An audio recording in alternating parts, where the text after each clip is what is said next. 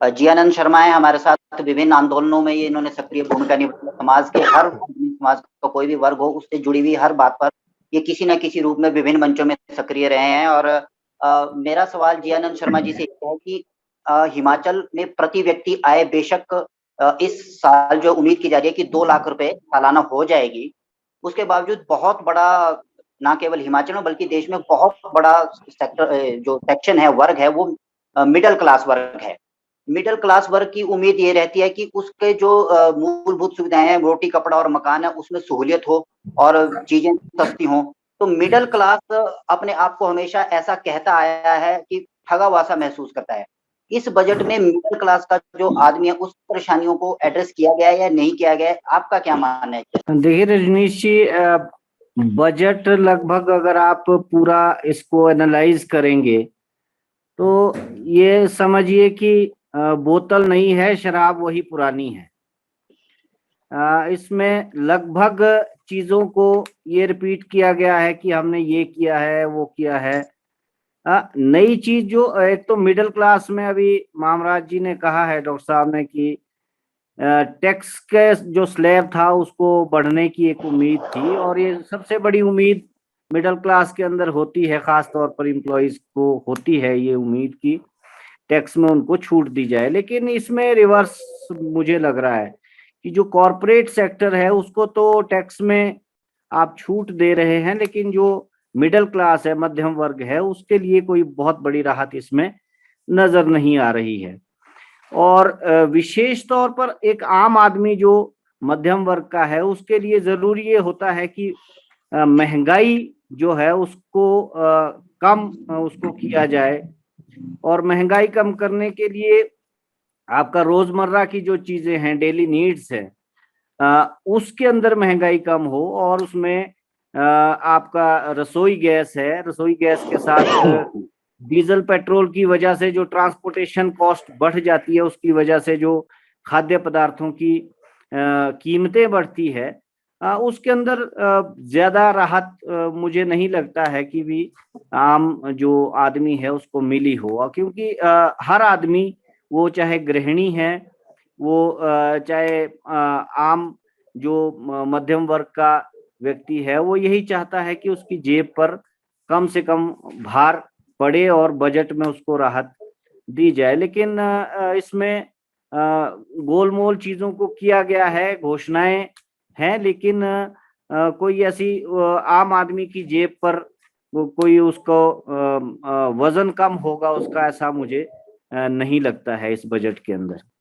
जियानंद जी, आपसे एक छोटी सी टिप्पणी और चाहेंगे कि हिमाचल प्रदेश की अगर बात करें हम, तो हिमाचल प्रदेश सभी जानते हैं कि छोटा पहाड़ी राज्य है, और जो किसान है उसकी मांग ये रहती थी कि उसके जो उत्पाद हैं उसको उसका उचित मूल्य मिले, और सब मूल्य फूड प्रोसेसिंग यूनिट और सीए स्टोर का। हालांकि डॉक्टर साहब ने इसको एड्रेस किया है, लेकिन आपसे मैं ये जानना चाहूंगी कि किस तरह की उम्मीद किसानों को थी कि सीए स्टोर के लिए अलग से, फूड प्रोसेसिंग यूनिट के लिए अलग से, हिली स्टेट्स को कोई मदद मिल पाएगी?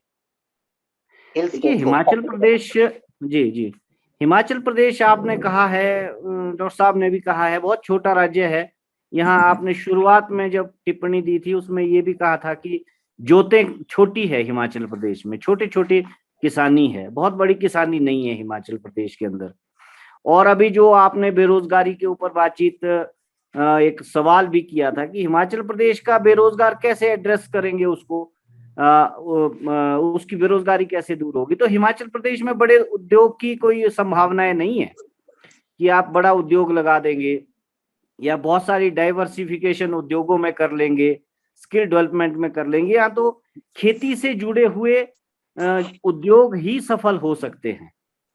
और खेती से जुड़े हुए उद्योगों के अंदर सबसे बड़ा जो उद्योग हो सकता है, वो छोटा हो सकता है, बड़ा हो सकता है, वो है प्रोसेसिंग का, प्रसंस्करण का, कि वैल्यू एडिशन के साथ आप जो यहाँ की फसल है, और पेरिशेबल है, ज्यादा इसकी शेल्फ लाइफ नहीं है।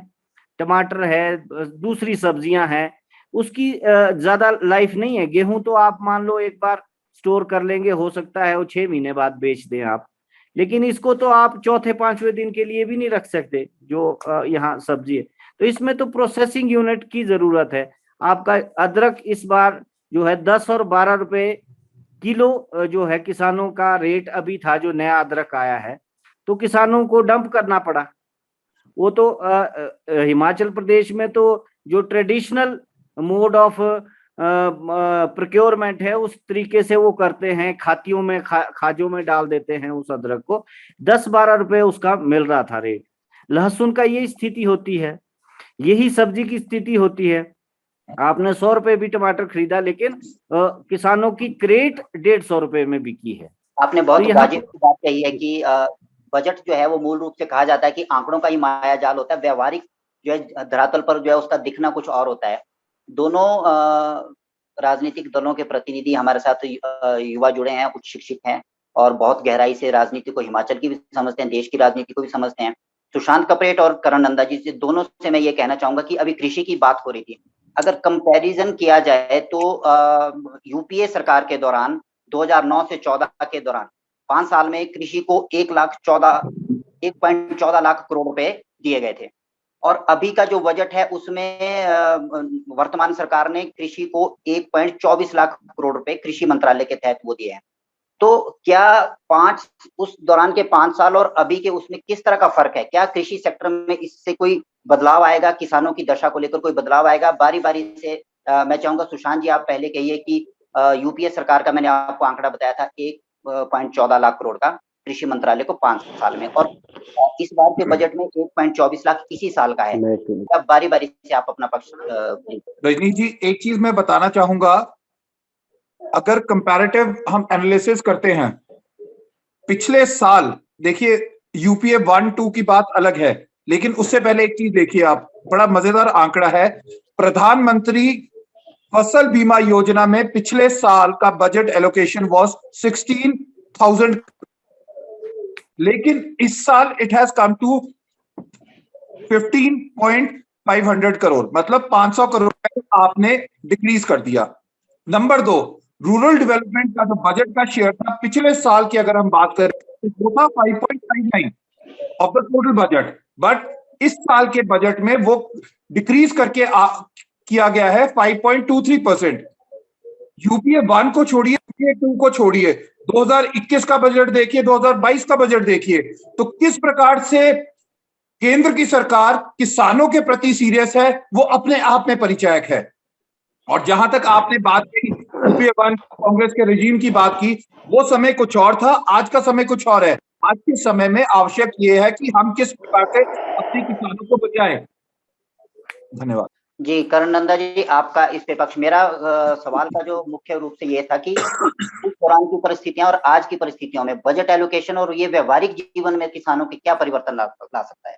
देखिए, ऐसा है कि जो मोदी सरकार है वो पूरे देश के किसानों की बात करती है, और जब हिमाचल का बजट आएगा तो अवश्य हिमाचल के बजट में अलग से प्रावधान किया जाएगा, जो हिमाचल की जो लोकल नीड्स है उसके लिए देखा जाएगा।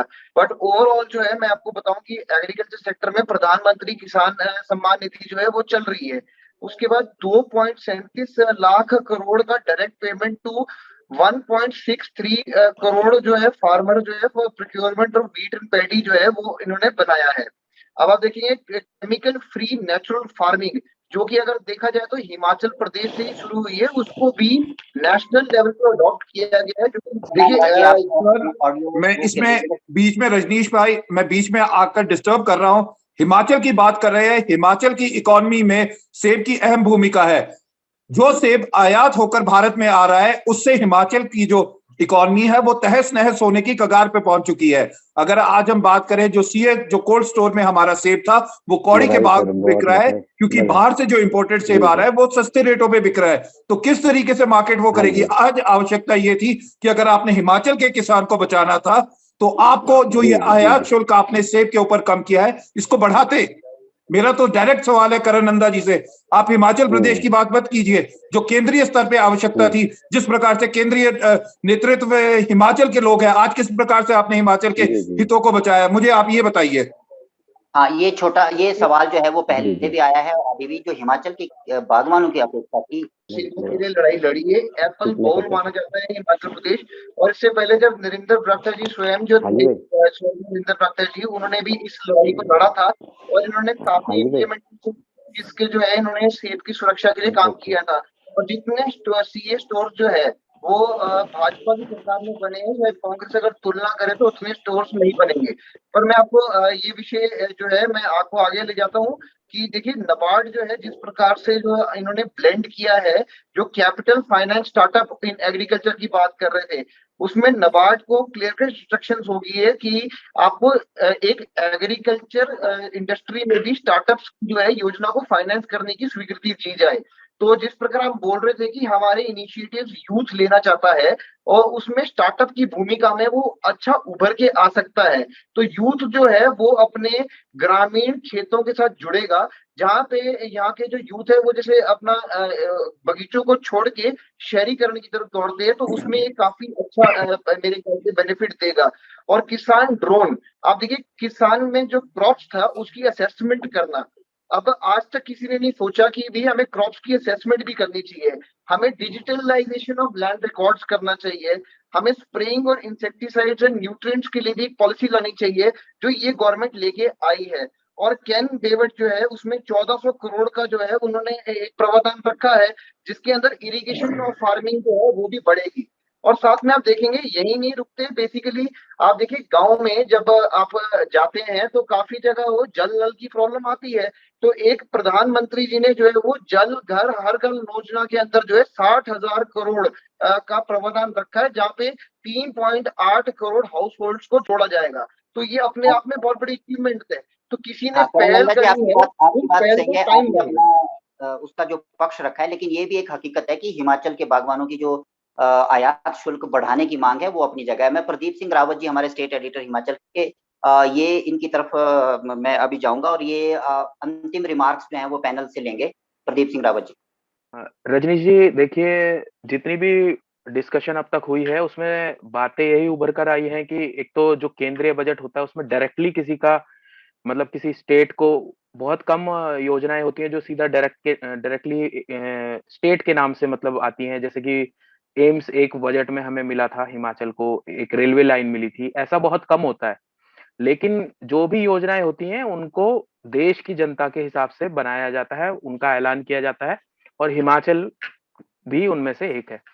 तो लोगों की ज्यादातर शिकायत यही होती है कि डायरेक्टली हमें बेनिफिट जो है इस चीज से नहीं हो रहा है, और यही चीज यहाँ पर डिस्कशन में उभर कर आ रही है। लेकिन क्योंकि हमारा प्रदेश जो है वो टूरिज्म और हॉर्टिकल्चर, ये दो पर बहुत मुख्य रूप से टिका हुआ है, और हम बागवानों को लेकर भी प्री बजट एक सेशन कर चुके हैं जिसमें हमने बागवानों की राय जानी थी। कई मुद्दे उन्होंने भी उठाए थे और उसमें से एक मुद्दा ये उठा है कि जो आयात शुल्क है, जो बाहर से सेब आता है, चाहे वो ईरान से आता हो, चाहे वो अमेरिका से आता हो, चाहे चीन जो है अब जो है बड़ी भारी तैयारी कर रहा है सेब भेजने की, तो उसका आयात शुल्क बढ़ाया जाए, और वो चीजें नहीं मिली है बागवानों को। तो मैं बस आखिर में जो है सारे जो पैनलिस्ट हैं, बस अब वाइंड अप करने की हम और बढ़ेंगे। तो 10-10, 15-15 सेकंड में आप इस बजट को कितने नंबर दे रहे हैं और क्यों दे रहे हैं? रजनीश जी।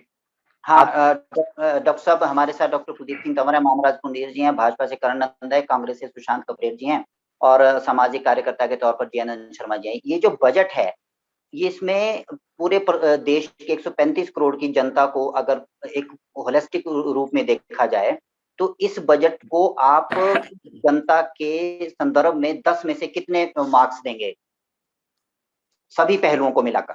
जी डॉक्टर साहब। रजनीश जी मैं बोल दूं? डॉक्टर कुलदीप सिंह तंवर जी, सारे कृषि सेक्टर से लेकर और आम आदमी, मिडिल क्लास और नौकरी पेशा सभी वर्गों को मिलाकर अगर इस बजट को एक ओवरऑल रूप में देखा जाए तो 10 नंबर में से आप इसमें से इस बजट को कितने मार्क्स देंगे और क्यों? रजनीश जी, क्रिटिकली बजट पे क्योंकि हम लोग फील्ड टूर में थे तो सारे सेक्टर्स को हम उतना क्रिटिकली नहीं देख पाए, पर विशेष रूप से जो कृषि का क्षेत्र है और रूरल डेवलपमेंट का है उसमें ऐसा लगता है कि केंद्रीय सरकार को जो 3 कृषि कानून को वो जून 2020 में ला करके उन्हें 19 नवंबर को माननीय प्रधानमंत्री ने उन्हें वापस लिया था, और उसके बाद के जो हालात बने हैं ऐसा लगता है कि ये वेनिजियंस है, और जो केंद्रीय सरकार है वो इस समय एक आम जो किसान है और जो कृषि का सेक्टर है उसके ऊपर ओवरऑल जो एक्सपेक्टेशन पूरे देश की किसान की थी, इंक्लूडिंग हिमाचल प्रदेश, उसको टोटली इग्नोर किया गया है। तो ब्रॉडली ये दिखता है कि ये कृषि क्षेत्र को आगे बढ़ाने के बजाय ये उसके अंदर स्टेग्नेशन या उसे पीछे लाएगा। और इसे ये बहुत अनदेखी की गई है कि कोरोना पीरियड में जहां पर ग्रोथ केवल कृषि सेक्टर के अंदर हुई थी और उसके अंदर जो हमारा एक सेमी एम्प्लॉयड जो नौजवान जो विभिन्न सेक्टर में टर्शरी सेक्टर सेकेंडरी में काम करके कृषि के ऊपर वापस लौटा था और उनको एक रोजगार मिला था। और जैसे अभी मनरेगा एक शहरी क्षेत्र के अंदर भी इंट्रोड्यूस होना चाहिए था, तो वो नहीं है। तो ये ओवरऑल हमें ऐसा लगता है कि ये जो कृषि सेक्टर है एंटी फार्मर्स है, एंटी पुअर है ये बजट। Thank you. भाजपा की तरफ से करण नंदा जी, आप कैसे देखेंगे? और पूरा ब्रीफ में आप ये थोड़ा सा बता दीजिए कि कितने मार्क्स देंगे और क्यों? क्या ये ग्रोथ ओरिएंटेड है या इससे किसी सेक्टर को विशेष को लाभ हुआ है या किसी सेक्टर विशेष की अनदेखी हुई है? देखिए, एक तो ये राष्ट्र की दृष्टि से देखना पड़ेगा, तो राष्ट्र की दृष्टि में से और साथ में मैं भारतीय जनता पार्टी से, तो मेरे को तो इसमें से 100% नंबर ही देने पड़ेंगे। पर यह है कि देखिए, इसके अंदर सबसे पहले जो है इनमें ग्रामीण प्रवेश के ऊपर मैंने काफी अच्छे नंबर दिए हैं, क्योंकि आंगनवाड़ी जो है उसको स्ट्रेंथन करने के लिए 2 लाख आंगनवाड़ी को अपग्रेड करने का भी इसके अंदर घोषणा करी गई है। हर घर नल योजना के बारे में बात कर चुका हूँ। पर देखिए, बॉर्डर के ऊपर जो गांव है उसके लिए काफी बड़ा जो है प्रावधान किया गया है, जिसके अंदर जो है कनेक्टिविटी ऑफ जो आपके ये वाइब्रेंट विलेज प्रोग्राम इन्होंने दिया है, उसके अंदर जो आपके बॉर्डर पे जो आपके गांव है उनके बारे में भी इन्होंने सोचा है। साथ में आप देखेंगे हाउसिंग के ऊपर बड़ा स्ट्रेस दिया है। 80 लाख घर इन्होंने घोषित किए, जिसके ऊपर 48,000 करोड़ का इन्होंने बजट प्रावधान किया है। तो गांव में उसका काफी बड़ा फायदा आएगा। और साथ में बैंकिंग इंडस्ट्री, गांव का प्रवेश व्यक्ति जो है बैंकिंग इंडस्ट्री के साथ शायद नहीं जुड़ पा रहा था, इसलिए 100% जो आपके है 1.5 लाख पोस्ट ऑफिस को जो है कोर बैंकिंग सिस्टम के साथ जोड़ने का प्रावधान किया है। और पोस्ट ऑफिस जो है वो गांव गांव तक जो है फैला हुआ है। और उसके साथ ही जो इन्होंने 75 जो है डिजिटल बैंकिंग यूनिट्स जो है स्थापित करे 75 डिस्ट्रिक्ट में, जो कि एक बहुत बड़ा जो है वो प्लस जाता है। और इन्होंने यही सुशांत जी, करण नंदा जी जो है ये आंकड़ों का जो चमक है उसको बिखेर रहे हैं, तो ये जो धरातल पर जब उतरेगी तो क्या इससे कुछ परिवर्तन आएगा? आपको क्या लगता है? देखिए, एम्प्लॉयमेंट 2 करोड़ से 60 लाख कर दिया। रेलवे बजट के लिए कोई, हिमाचल के लिए अगर मैं कहूं, कोई प्रावधान नहीं। टूरिज्म का नाश से नाश पिट रहा है, हिमाचल को सुधारने की कोई व्यवस्था नहीं है। साथ ही साथ सेब जो आर्थिकी का हमारा क्षेत्र है, हमारी सब्जियां है, हमारे जो अन्य उत्पाद है, हमारे जो अन्य फल है, उसके लिए कोई कुछ नहीं दिख रहा। उसके बाद करण नंदा जी गुणगान करे, लेकिन हम गुणगान नहीं करेंगे। हमारे हिसाब से ये बजट एक बहुत बड़ा फेलियर है। और ये जो फेलियर है, ये 2022 के चुनावों में प्रदेश से भाजपा की सरकार को उखाड़ फेंकेगा। जिस प्रकार के 4 बाई इलेक्शन के चुनावों में भाजपा की हार हुई है, जिस प्रकार से प्राइस राइज को लोगों ने जवाब दिया, जिस प्रकार से लोगों ने अनएम्प्लॉयमेंट का जवाब दिया 2022 के विधानसभा चुनावों में, इसका जवाब जनता खुद भाजपा की डबल इंजन की सरकार को देगी। धन्यवाद। मामराज पुंडीर जी, अगर देखा जाए तो जो छोटा कर्मचारी है, मतलब क्लास 3 और क्लास 4 है, उसकी अपेक्षाएं, और कर्मचारी तो एक ऐसा सेक्टर है जो पूरे देश भर में है, और कर्मचारी के अलावा आप शिक्षा के क्षेत्र से जुड़े हैं, तो शिक्षा, आप इसमें 10 में से कितने नंबर देंगे इस बजट को? किस? रजनीश जी, क्योंकि ये आपका बाइंड अप है, सबसे पहले तो क्योंकि आप सभी पत्रकार बंधुओं का भी मैं आभार व्यक्त करूंगा कि इस कोरोना महामारी में आपने एक सच्चे देशभक्ति तरह काम किया है। दूसरा, मैं एक लाइन से यहाँ पे अपना लाइन थोड़ा सा, क्योंकि ये राष्ट्र हमें देता सब कुछ, हम भी कुछ देना सीखे। मैं मानता हूँ कि इनकम टैक्स वाले स्लैब में यहाँ पे हमें उम्मीद थी, लेकिन नहीं हुआ, कोई बात नहीं है। बाकी सेक्टर जो टच किए, जिसमें आंगनबाड़ी वाला, क्योंकि गांव में आंगनबाड़ी सेक्टर का बहुत बड़ा हिस्सा, उसको कैसे आपने टेक्निकली डेवलप करना है। 2 लाख आंगनबाड़ी की योजना इसमें डाली गई है। डिजिटलाइजेशन के ऊपर बहुत ज्यादा स्ट्रेस केंद्र सरकार ने इस पे किया है, जो आने वाले समय में हिमाचल के साथ, देश के साथ हिमाचल की दिशा को भी बदलने वाला, ऐसा हमें माना। और कर्मचारी वाला इशू, जैसे मैंने कहा कि एनपीएस वाला इशू है, उसमें जो शेयर था उसको बढ़ा के बराबर कर दिया है। तो एक मैं ये कहूंगा कि ये बजट जो है, अगर इसकी हम ग्रेडिंग करें तो अच्छी परसेंटेज में पास होने वाला ये बजट है। और स्कॉलर, क्योंकि मैं अभी मुझे सुशांत जी का मैं भाषण देख रहा था, तो सुशांत जी के इससे लग रहा है जैसे विश्वविद्यालय वाले जो स्टूडेंट थे वैसा एक अभी भी तबका इनके अंदर है। अच्छा लगा सुशांत जी आपको देखे। पर मुझे लगता है कि कहीं ना कहीं हर वर्ग को टच करने का काम इसमें किया है। मैं रजनी जी बेसिकली मैं ऑन द वे हूँ, कुल्लू जा रहा हूँ, कुल्लू प्रवास पे हूँ, तो रास्ते में होटल में बैठ के मैं अभी चर्चा पे भाग लिया आपके। तो मुझे अच्छा, बजट में बहुत ज्यादा कर्मचारी के साथ साथ आम नागरिक की दिशा में आने वाले टाइम में ये 25 साल के बाद अगर इस बजट को एनालाइज करेंगे तो मुझे लगता है दिशा देने वाला बजट है। आपने शिक्षा से जुड़ी हुई शब्दावली का प्रयोग करके अपनी बात की, स्कॉलरशिप को और नंबर में पास किया है। दयानंद शर्मा जी, भारत एक युवा देश है, युवाओं और अन्य सेक्टर को सामाजिक, चाहे उसमें आप सामाजिक बुराई नशे के खिलाफ अभियानों में आपने बहुत गहराई से काम किया, तो युवाओं की अपेक्षाओं, आकांक्षाओं को लेकर और शिक्षा को लेकर आप इस बजट को कैसे देखेंगे, कितना नंबर देंगे?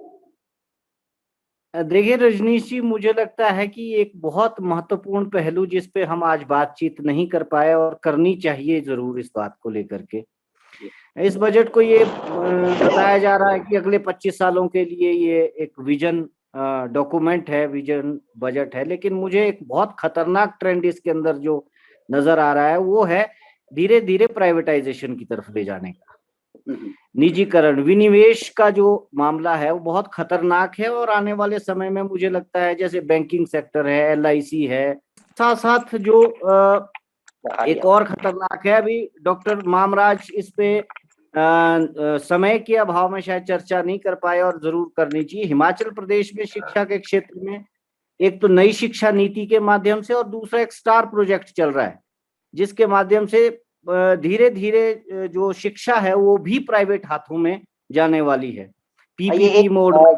ये एक बहुत महत्वपूर्ण विषय है और पूरा का पूरा ये एक पैनल डिस्कशन अलग से मांगता है। इसके ऊपर हम जरूर आने वाले समय में आप सभी लोगों को मिलकर एक पैनल डिस्कशन जरूर करेंगे। रावत जी, आप अंतिम इसमें कंक्लूड करते हुए, पैनल का थैंक्स करते हुए अगर कुछ कहना चाहें।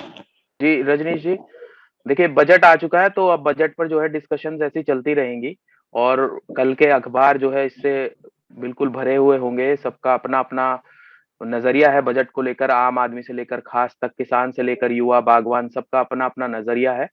आप लोग जो ईटीवी भारत देख रहे हैं वो भी अपना नजरिया रखते होंगे, वो भी कमेंट करके हमें बता सकते हैं कि आपको ये बजट कैसा लगा, आप इस बजट को कैसे नंबर देते हैं। पैनल में जितने भी लोग हैं उन सबका शुक्रिया हमारे साथ जुड़ने के लिए। आगे भी हम इस तरह की डिस्कशंस जो है करेंगे जो हिमाचल से सरोकार रखती हों। आप सभी का बहुत बहुत शुक्रिया।